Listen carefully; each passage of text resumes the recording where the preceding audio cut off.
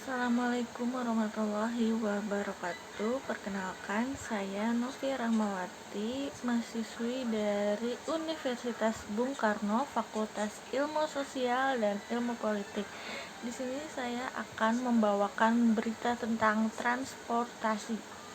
Transportasi, seperti yang kita semua ketahui, adalah sebuah kegiatan atau proses di mana kita mengantarkan orang-orang atau barang dari satu tempat ke tempat lainnya. Umumnya, proses penutupan atau pengantaran ini melibatkan orang atau barang yang ingin kita pindahkan atau antarkan. Kendaraan yang digunakan dalam proses ini dan akses jalan. Mengapa kita memerlukan transportasi sih? Transportasi sendiri memiliki beberapa fungsi yang menjadi penyebab kita membutuhkannya. Yang pertama, untuk membuat kegiatan sehari-hari orang-orang menjadi lebih mudah, dan juga sebagai alat pendukung penutupan penduduk dan barang-barang yang dibutuhkan dalam kegiatan rutin. Lalu sebagai media peningkatan pertumbuhan dan pembangunan di kota-kota desa. Lalu sebagai alat pendukung pertumbuhan melalui layanan transportasi finansial. Lalu ada 3 tipe transportasi umum: transportasi darat, laut, dan udara. Sedari awal kami menggunakan tenaga hewan seperti kuda dan sapi untuk menyokong gerobak dan kereta yang kami gunakan untuk mengantarkan orang atau barang.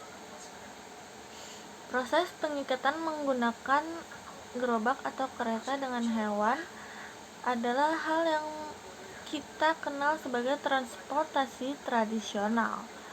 Untuk transportasi laut sendiri, nenek moyang kita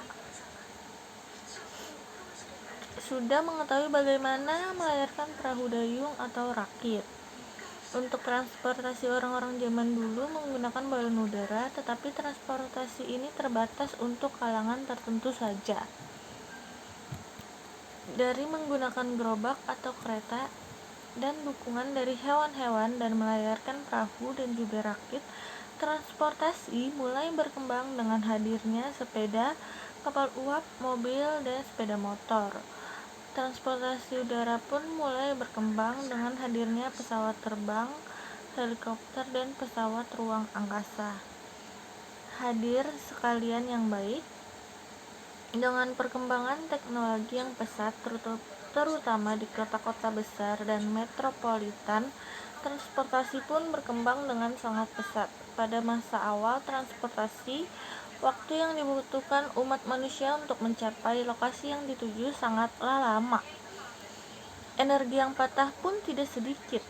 Sekarang transportasi juga telah menjelma menjadi lebih canggih dan memakan waktu dan energi yang lebih sedikit. Dari faktor inilah transportasi berani lahir di Indonesia. Kita telah mengenal taksi-taksi berplat kendaraan hitam seperti Uber dan GrabCar. Lalu sebagai bagian dari transportasi masa kini, kita juga mengenal bentuk transportasi daring lainnya, Gojek dan Grabbike.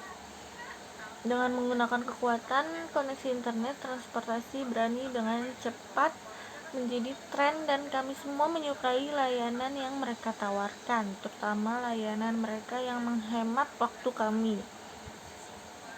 Transportasi daring tidak hanya menawarkan layanan mengantarkan seseorang ke tempat tujuan mereka sekarang. Saat ini, perusahaan-perusahaan transportasi berani juga menawarkan jasa pengantaran kepada pelanggan mereka seperti barang-barang dan makanan. Yang harus kita lakukan adalah mengunggah aplikasi mereka ke telepon seluler kita, memesan jenis pesanan yang kita inginkan hingga barang atau makanan kita siap diantarkan, sementara kita menunggu orang yang akan mengantarkan pesanan kita. Hadirin sekalian yang berbahagia, saya harap dengan transportasi online ini, kegiatan atau aktivitas harian kita akan semakin nyaman.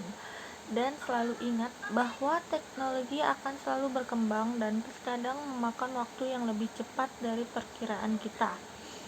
Begitu juga dengan semua model transportasi. Saya rasa inilah yang dapat saya sampaikan.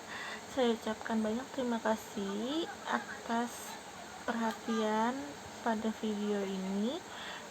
Kurang lebihnya mohon maaf. Wassalamualaikum warahmatullahi wabarakatuh.